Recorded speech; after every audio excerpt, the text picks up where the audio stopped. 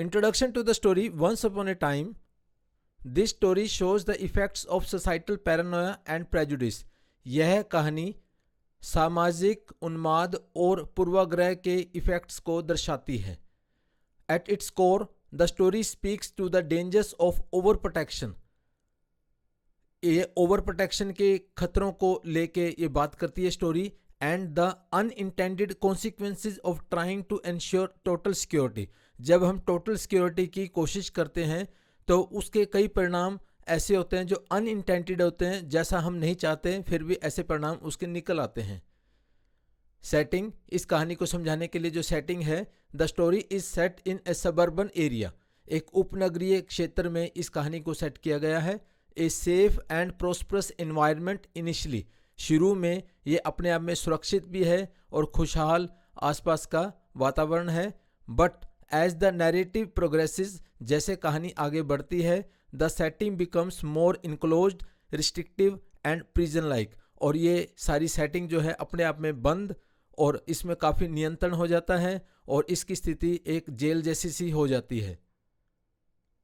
Characters. अगर हम पात्रों की बात करें, narrator, an author who starts the tale recounting an experience where her house shifts due to mining tunnels beneath.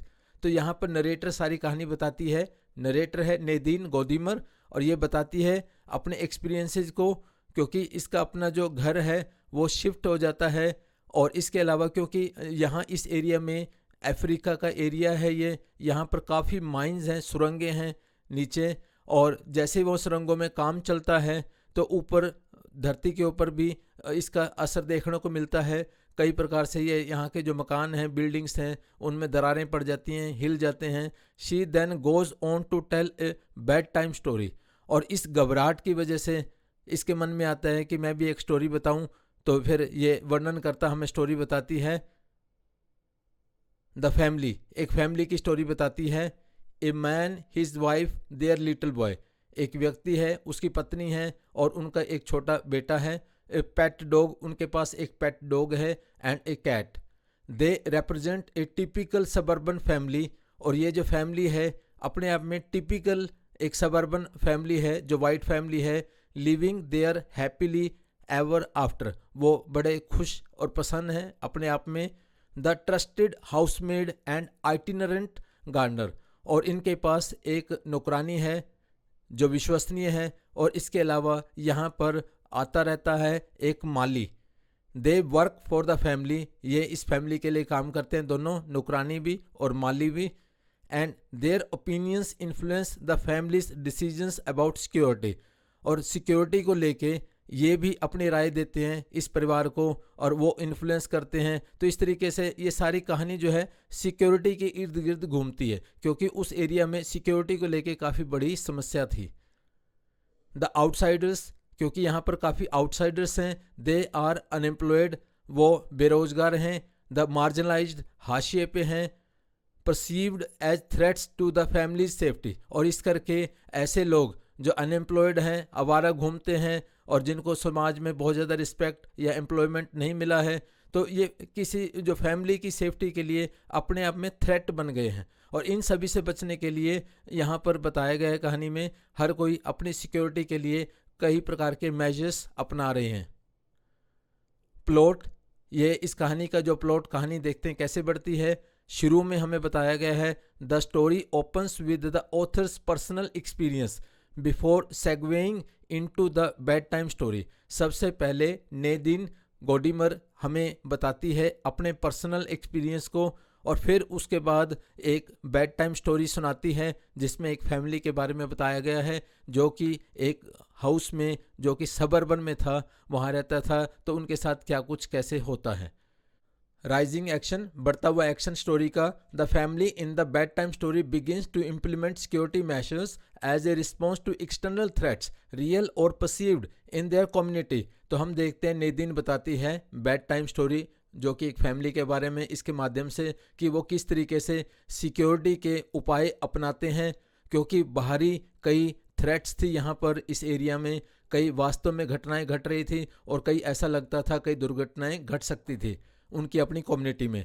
These measures escalate from a simple sign, और ये शुरू में तो सिंपल सिक्योरिटी के उपाय अपनाए जाते हैं, बाद में इलेक्ट्रॉनिक गेट्स लगवाए जाते हैं, walls topped with broken glass, और घर की जो चारदीवारी होती है उसके ऊपर टूटे हुए कांच के टुकड़े लगाए जाते हैं, and eventually the lethal dragon's teeth coil. और हमें यह भी बताया गया है कि वो अपने आप में काफ़ी खतरनाक ड्रैगन्स टीथ, जो कांटेदार तार होती है जो कि तेज़ धारदार भी होती है और दांतेदार भी होती है, जो बहुत ज़्यादा नुकसान पहुंचा सकती है। तो इस तरीके से घर की चारदीवारी पे वो ड्रैगन्स टीथ वाली कोयल लगवाते हैं।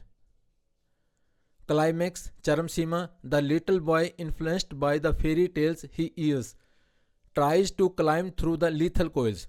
और इस कहानी में जो एक लड़का है वो ये जो अपने आप में खतरनाक जो कोयल लगी हुई थी, कुंडलदार ये तार जो लगी हुई थी, तो इसके ऊपर चढ़ने की कोशिश करता है, thinking he is braving A thicket of thorns, और ये सोच रहा है कि ये इतना बहादुर है कि इसमें से ये गुजर सकता है, like a Prince from A fairy tale. जिस तरीके से जो फेरी टेल इसने सुनी थी उसमें जैसे प्रिंस गुजर सकता था, ठीक इसी तरीके से इस बॉय को भी लगता है।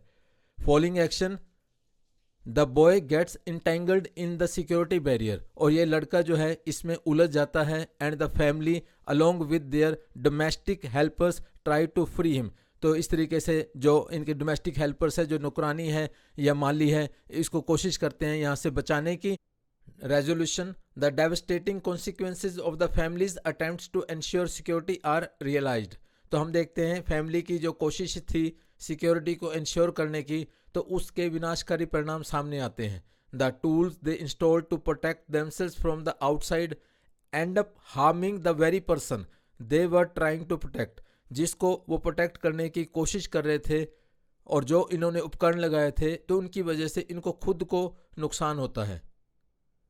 थीम्स, फियर एंड पैरानोया, तो यहाँ पर कैरेक्टर्स जो हैं हमेशा डर में रहते हैं, और यहाँ बाहर बहुत ज़्यादा उन्माद या पागलपन लोगों में रहता है, क्योंकि यहाँ पर डर बना रहता है हमेशा। The story delves deep into the psyche of people living in constant fear, तो यहाँ पर लोगों की मानसिकता, क्योंकि वो हमेशा डर में रह रहे हैं, and how that shapes there choices, और किस तरीके से उनकी चॉइसेस डर की वजह से अलग रूप ले लेती हैं। कॉन्सिक्वेंसेज ऑफ ओवर प्रोटेक्शन, जब हम ओवर प्रोटेक्शन करते हैं तो उनके क्या परिणाम होते हैं। In trying to protect ourselves completely we might end up causing harm, जब हम अपने आप को पूर्ण रूप से प्रोटेक्ट करने की कोशिश करते हैं तो कई बार उसका नुकसान हमें झेलना पड़ता है। सोसाइटल प्रेजुडिसेस, पूर्वाग्रह, सोसाइटी के लोगों के भी पहले से ही अपनी विचारधारा बनी होती है। The way the family perceives the outsiders, जिस तरीके से फैमिली आउटसाइडर्स के बारे में सोचती है, पर्टिकुलरली बेस्ड ऑन रेस, खास तौर पे उनकी नस्ल, रंग के आधार पर, एंड इकोनॉमिक स्टेटस, उनके आर्थिक स्टेटस के आधार पर, ड्राइव्स देयर एक्शंस, तो उसी तरीके से इनके अपने एक्शंस होते हैं। आयरनी ऑफ सिक्योरिटी, सुरक्षा की विडंबना, the tools designed for safety become instruments of harm, जो सेफ्टी के टूल्स इन्होंने लगवाए थे तो उन्हीं इंस्ट्रूमेंट्स की वजह से इनको काफ़ी नुकसान होता है। Motives and symbols, the wall, wall का इस्तेमाल यहाँ रेप्रेजेंट्स द बैरियर्स, बैरियर्स के रूप में वी कंस्ट्रक्ट, जो हम बनवाते हैं या बनाते हैं, बोथ फिजिकली एंड मेटाफोरिकली, तो ये फिजिकली भी और मेटाफोरिकली भी इनका हमें नुकसान होता है। To separate ourselves from perceived threats, क्योंकि हम अपने आप को दूसरों से अलग कर लेते हैं, और जो जैसा हम सोच रहे होते हैं थ्रेट्स, तो उस तरीके से वो बल्कि बढ़ जाती हैं और हमारे लिए वो दिक्कत क्रिएट करती हैं। The dragons teeth coil, a symbol of extreme protection that turns into A death trap, तो जो ये ड्रैगन्स टीथ जो कोयल या कांटेदार जो तार लगाई हुई है, तो ये अपने आप में उन्हीं के लिए डेथ ट्रैप, उनके लिए वो खुद ही उसमें उलझ जाते हैं और उन्हीं का बेटा मर जाता है इस फैमिली का। तो ये जो अपने आप में पूर्ण प्रोटेक्शन के लिए लगवाई गई थी, तो इन्हीं के लिए वो घातक हो जाती है। The fairy tale represents innocence and childhood, जो फेरी टेल होती है वो अपने आप में मासूमियत और बचपन को रेप्रेजेंट करती है, juxtaposed against the harsh reality the boy faces, और दूसरी तरफ हम देखते हैं हार्श रियलिटी जिसमें बॉय की डेथ हो जाती है। तो इस तरीके से ये दोनों तरीके से रिप्रेजेंट किया गया है इसको। स्टाइल एंड टोन, अगर स्टाइल टोन की बात करें, the story blends the fairy tale genre with a sombre realistic narrative, जो ये फेरी टेल के हिसाब से जिसको स्टार्ट किया गया था, तो ये अपने आप में काफ़ी गंभीर वास्तविक नैरेटिव बन जाता है। This juxtaposition serves to highlight the story's underlying message, जो इसमें मैसेज कन्वे किया गया है about the dangers of extreme security measures. जब हम बहुत ज़्यादा सिक्योरिटी मेजर्स लेते हैं तो किस तरीके से वो हमारे लिए खतरे के सबब बन जाते हैं। मैसेज संदेश at its core this story warns of the dangers of letting fear dictate our actions. हमारे जो एक्शंस हैं अगर वो डर से लिए गए हैं तो उसका हमें खामियाजा भुगतना पड़ता है, इसलिए हमें चेतावनी दी गई है। It speaks to the tragic consequences, और ये जो दुखद परिणाम होते हैं that can arise from decisions made in a state of paranoia and prejudice. अगर हम पूर्वाग्रह के कारण, अगर हम कोई उन्माद के कारण कोई डिसीजन लेते हैं, डर के कारण डिसीजन लेते हैं, तो उसके परिणाम कभी भी अच्छे नहीं होते। This story is both A critic of apartheid era of south Africa. South Africa में जो रंग भेद का युग था तो उसकी ये आलोचना करती है कहानी, and a universal exploration of the dangers of letting fear dictate individual and societal choices. और यहाँ पर खतरों के बारे में बताती है जो हम डर के कारण लेते हैं डिसीजंस, चाहे वो इंडिविजुअल लेवल है चाहे वो सोसाइटी का लेवल है। तो अपनी चॉइसेस में हमें इन चीज़ों का ध्यान रखना चाहिए कि डर में कोई भी डिसीजन नहीं लेना चाहिए। Thank you. Please like and subscribe.